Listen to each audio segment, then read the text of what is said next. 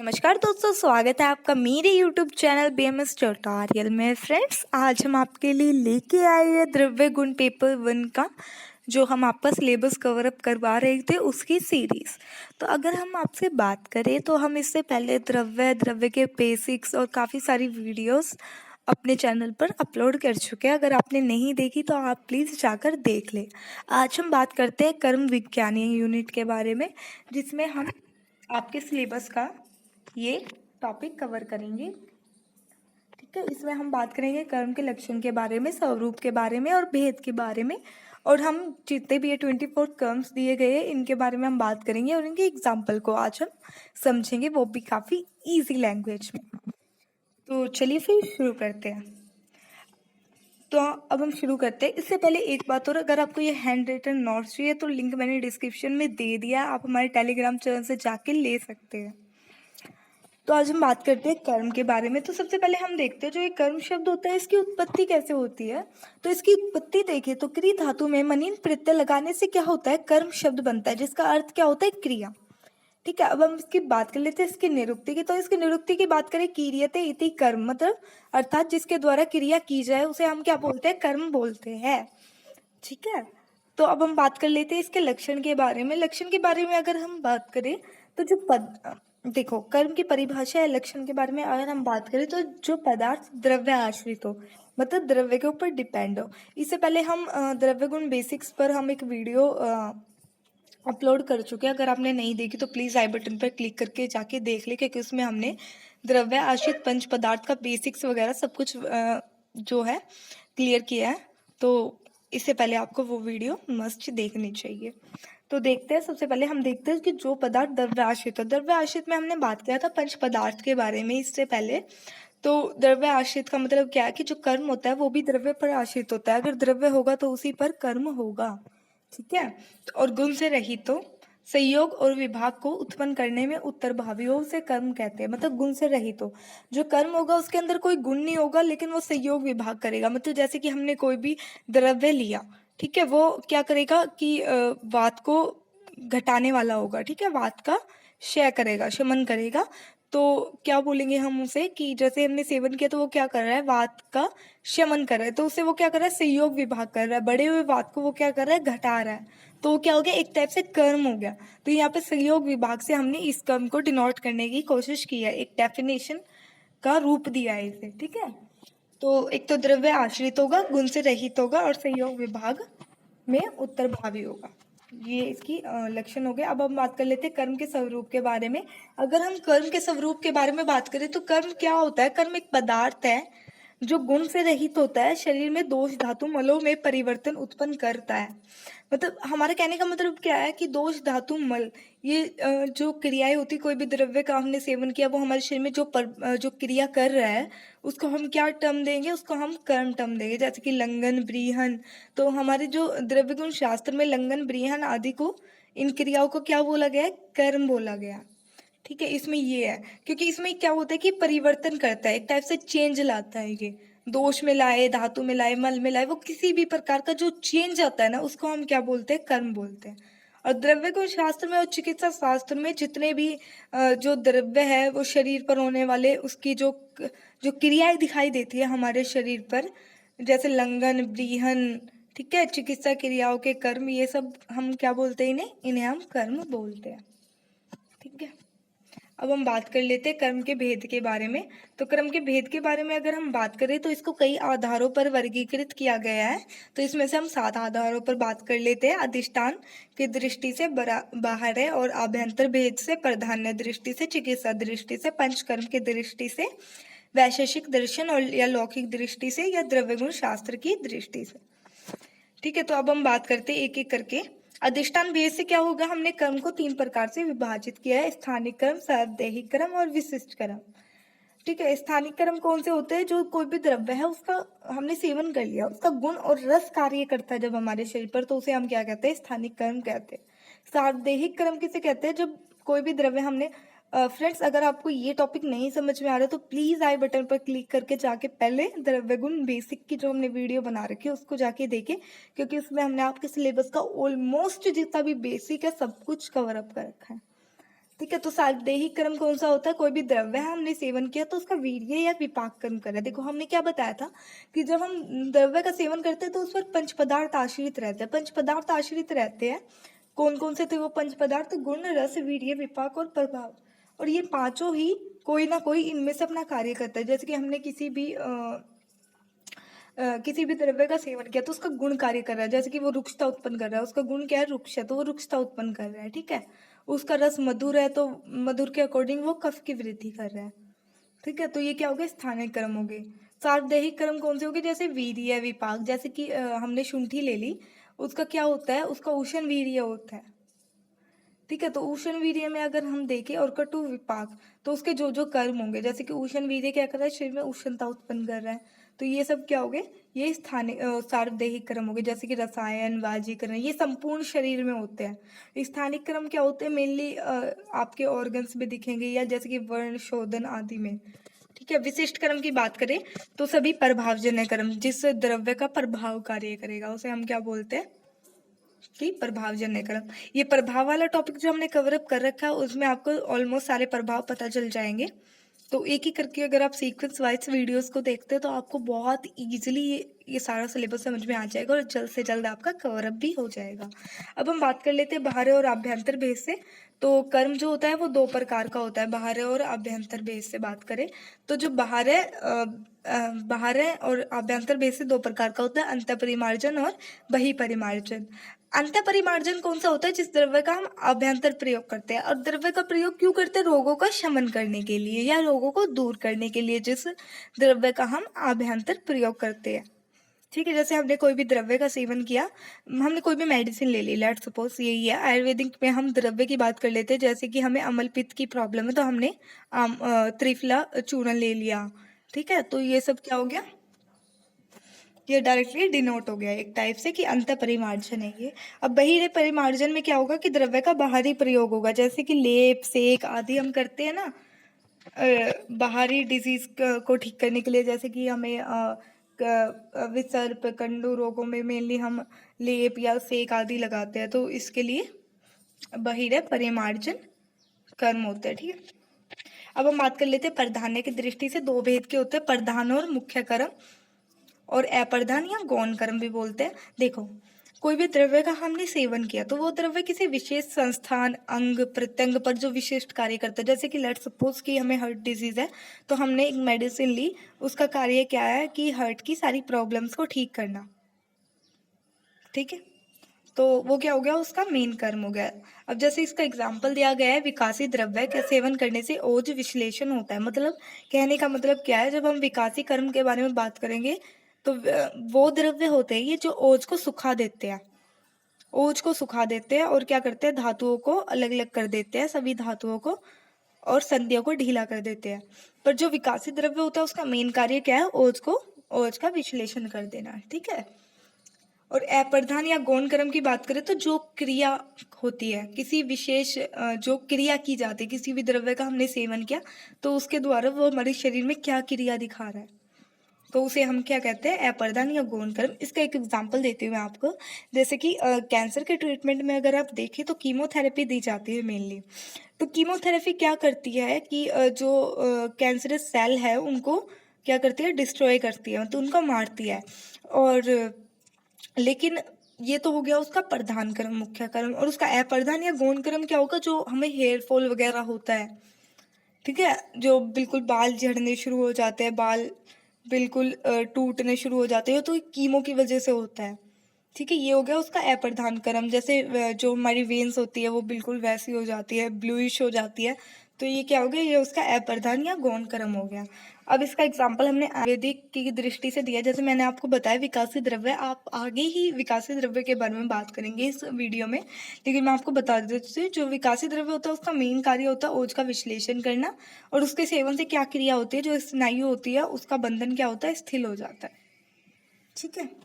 अब चिकित्सा शास्त्र की दृष्टि से देखते हैं तो हमने जो कर्म है वो तीन प्रकार के बताए। संशमन, संशमन का मतलब जो रोगों का शमन करते हैं। ठीक है। इसमें अंत परिमार्जन आ गया, मतलब जैसे कि देखो ये अंत परिमार्जन भी कह सकते हैं, क्योंकि हम क्या कर रहे हैं? अंत परिमार्जन में हम रोगों का शमन कर रहे थे। ठीक है। द्रव्य का जो है हम आभ्यंतर प्रयोग कर रहे थे, कोई भी द्रव्य का सेवन किया, उससे क्या हो गया, रोगों का शमन हो गया।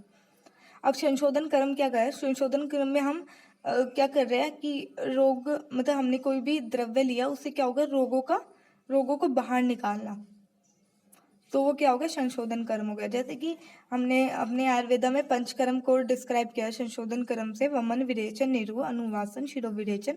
संशोधन कर्म में क्या होता है कि जो हमारे शरीर में जो संचय कर्म है उनको चलायमान करके, मतलब पहले हम क्या करेंगे, कोई भी द्रव्य लेंगे, वो उसको चलायमान कर देगा, द्रव्य का मतलब कोई भी मेडिसिन, और फिर उसको शरीर से बाहर निकाल देंगे वमन विरेचन करके, ठीक है। और शस्त्र प्राणिधान में क्या करते हैं, शस्त्र क्रिया, शल्य चिकित्सा जिसे बोलते हैं, सर्जरी, ठीक है। तो उसके द्वारा जो कर्म किया जाता है उसे हम क्या कहते हैं, शस्त्र प्राणिधन। अब पंचकर्म की दृष्टि से बात करें तो हम बात कर चुके हैं, पंचकर्म 5 प्रकार के होते हैं, वमन, विरेचन, निरूहण, अनुवासन और शिरोविरेचन। अब वैशेषिक दर्शन के अनुसार या लौकिक दृष्टि के अनुसार, तो वैशेषिक दर्शन ने क्या बताया, जो हम लौक में कार्य करते हैं, लौक में कार्य का मतलब कि उत्क्षेपण मतलब उद्रव गति, जैसे कि हमने अपने हाथ को ऊपर की साइड मूव किया तो वो क्या है, उर्ध्व गति। अपक्षेपण क्या होता है, अधोगति, हैंड की मूवमेंट नीचे की ओर की। तो आकुंचन का मतलब सिकुड़ना, ठीक है। एक्सटेंशन का मतलब, प्रसारण का मतलब फैलाना, और गमन का मतलब मूवमेंट करना, ठीक है। तो इससे लौकिक, ये आप बीएमएस फर्स्ट ईयर में भी, पदार्थ में भी आप कर्म वाले अध्याय में इस बात का हम वर्णन कर चुके हैं। अब हम बात करते हैं द्रव्य शास्त्र की दृष्टि से, तो हम बता चुके हैं, तो सुश्रुत ने 4 भेद का बताया जो कर्म होते हैं। एक द्रव्य का सेवन करने से जो संशोधन कर्म करते हैं, मतलब रोगों को बाहर निकालते हैं, और जो संशमन कर्म करते हैं, मतलब रोगों का शमन कर देते हैं।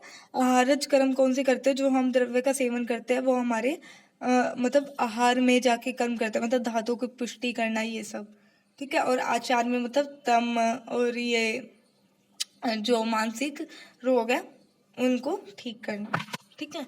इसमें द्रव्य गुण वो आ गए। अब हम एक एक करके सभी जो हमने 24 कर्म जो हमारे सिलेबस में दे रखे हैं उनको एक एक करके एग्जाम्पल के साथ हम डिस्क्राइब करेंगे। तो सबसे पहले हम बात कर लेते हैं दीपन कर्म के बारे में।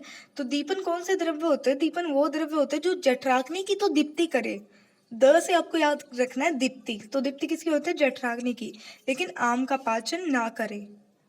पै से आप याद रख सकते हो पाचन, और नै से का मतलब ना करें, ठीक है। इसी टर्म में आपको ये दीपन वर्ड में ही आपको इसकी पूरा जो है इसकी डेफिनेशन मिल गई है, और इसको याद रखने के लिए आप याद रख सकते हो घृत, ठीक है। अब हम बात कर लेते हैं पाचन द्रव्य के बारे में। तो पाचन द्रव्य वो होते हैं जो जिस द्रव्य का सेवन करने से आम का तो पाचन हो जाए, पाचन इससे अपोजिट है, ठीक है। जिस द्रव्य का सेवन करने से आम का तो पाचन हो जाए, लेकिन जो जठराग्नि है वो दीप्त ना हो। कहने का मतलब क्या है कि जो जठराग्नि है वो दीप्त ना हो, लेकिन जो आम है शरीर में वो पाचन हो जाए, जैसे कि सौंफ, ठीक है। अब हम बात कर लेते हैं संशोधन कर्म के बारे में। तो संशोधन कर्म क्या होते हैं, मैंने क्या बताया था कि जो हमारे शरीर में जो मल संचय हो रखा है उसको चलायमान कर देते हैं, और कहाँ से बाहर निकालते हैं, उदर या अधः मार्ग से हमारे शरीर के उन्हें बाहर निकाल देते हैं। उन द्रव्य को हम क्या बोलते हैं, संशोधन द्रव्य, जैसे कि अपामार्ग, ठीक है। अब हम बात कर लेते हैं संशमन द्रव्य की। तो जो द्रव्य दोषों का शोधन नहीं करते, लेकिन जो दोष विषम अवस्था में होते हैं, जैसे कि वात पित्त कफ हमारे शरीर में बढ़े हुए होते हैं, तो उनका क्या कर देते हैं, वहीं की वहीं शमन कर देते हैं शरीर के अंदर, उनको बाहर नहीं निकालते हैं, जैसे कि गुडोची। अब हम बात कर लेते हैं अनुलोमन का मतलब क्या होता है। अनुलोमन वो द्रव्य या कर्म होता है जो क्या करता है, मल का तो पाक कर देता है, और जो मल का जो बंद हो चुका है, जो कॉन्स्टिपेशन है, उसको तोड़कर नीचे की ओर प्रवृत्त करता है, ठीक है। इसका एग्जाम्पल क्या है, गुडुची। अब हम बात कर लेते हैं संसरण कर्म की। तो संसरण कर्म का मतलब होता है विरेचन के समान, मतलब जो द्रव्य मल को बिना पकाए गुदा से बाहर निकाल दे। संसरण का मतलब इसमें क्या होता है कि मल, उसमें तो क्या हुआ था कि मल का पाक हुआ था। इससे पहले जो हमने बात की थी उसमें क्या हुआ था, अनुलोमन में, कि मल का तो पाक हुआ था, लेकिन क्या हो रहा था उसमें, मल का पाक हुआ था और जो मल का विबंध तोड़ के उसको नीचे की ओर पिवट किया था। इसमें क्या हो रहा है कि मल को बिना पकाए ही उसको शरीर से बाहर निकाल देना, गुदा से बाहर निकाल देना, उसको हम क्या बोलेंगे, संसरण। और इसका एग्जाम्पल क्या है, गुदा से आपको याद रखना अमलतास की गुदी, ठीक है। अब भेदन के बारे में बात कर लेते हैं। जो क्या करते हैं कि देखो, भेदन का मतलब एक टाइप से कॉन्स्टिपेशन से आप रिलेट कर सकते हैं।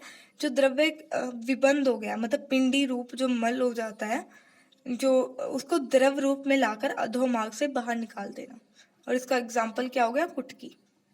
अब हम रेचन की बात कर लेते हैं। तो रेचन क्या होता है, जो द्रव्य अधोमार्ग से दोषों को बाहर निकाल दे। इसमें डायरेक्टली अधोमार्ग से वो दोषों को बाहर निकाल रहा है, ठीक है। उसमें क्या था, मल को बाहर निकाल रहा था। पहले वाले में क्या था, अनुलोमन में मल का पाक करके उसका बंध तोड़कर उसको अधोमार्ग से बाहर निकाल रहा था। दूसरे में क्या था, ठीक है, दूसरे में क्या था कि जो ये देखो संचरण क्रम में क्या था कि बिना पकाए मल को गुदा से बाहर निकाल रहा था। और भेदन में क्या कर रहा है, भेदन में क्या कर रहा है, उसको द्रव रूप में लाकर गुदा से बाहर निकाल रहा है। और रेचन में क्या कर रहा है, ये मलों का निष्कासन कर रहा है। रेचन से विरेचन टर्म आप रिलेट कर सकते हैं। अब छेदन के बारे में बात करें तो जो द्रव्य शरीर के जो स्रोतस में जो चिपके हुए कफ दोष होते हैं ना, उनको अपने प्रभाव से बाहर निकाल देता है, उसे हम क्या कहते हैं, छेदन कहते हैं, जैसे कि हींग। और लेखन का कार्य क्या होता है, कृष्णता उत्पन्न करना। तो जो शरीर में कृष्णता उत्पन्न करे जो द्रव्य, जैसे कि मधु, ठीक है, ये हो गया आपका। अब हम बात कर लेते हैं ग्राही के बारे में। तो जो द्रव्य दीपन भी करे, मतलब जठराग्नि को दीप्त भी करे, पाचन में मतलब आम का पाचन भी करे, और उष्ण स्वभाव हो तो मल का जो द्रव हो ना उसको सुखा दे, तो उसे हम क्या कहते हैं, ग्राही द्रव्य।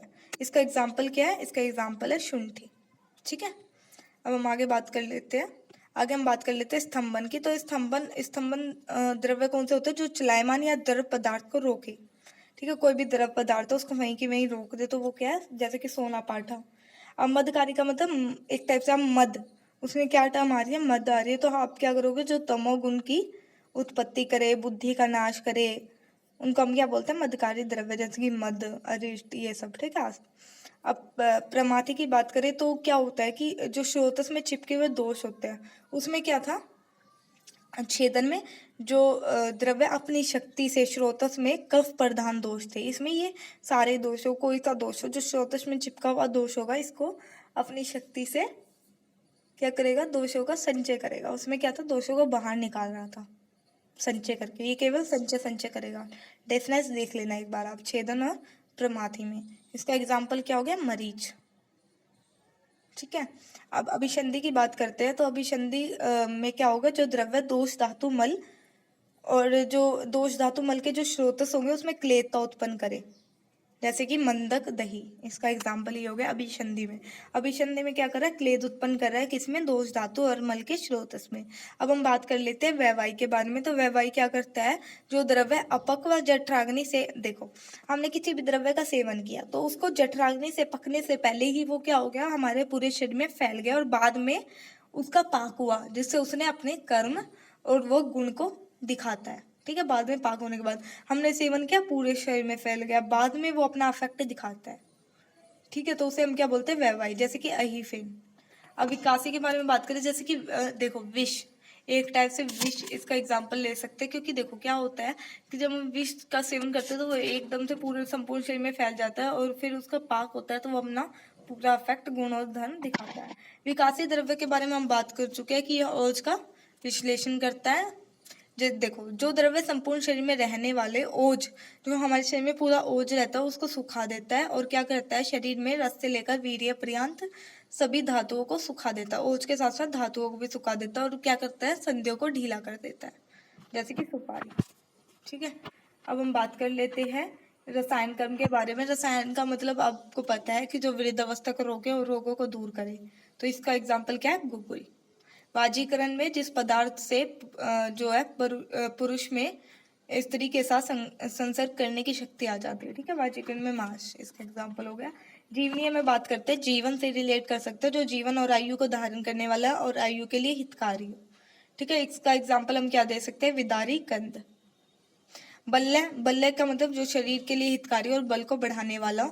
ब्रीहन का मतलब जो शरीर में वृद्धि करे, जैसे मांस या जो धातुओं की वृद्धि करे, ये सब आप इसकी डेफिनेशन दे सकते हो। लंघन का मतलब जो शरीर में हल्कापन उत्पन्न करे, शरीर में क्लिष्टता उत्पन्न करे, जैसे कि उष्ण जल, ठीक है। मेदे का मतलब जो शरीर में मेदे शक्ति बढ़ाने वाला, मतलब जो हमारी इंटेलेक्चुअल पावर को बढ़ाने वाला, जैसे शंखपुष्पी, ठीक है, ब्रह्मी, ये सब इसके एग्जाम्पल हो गए।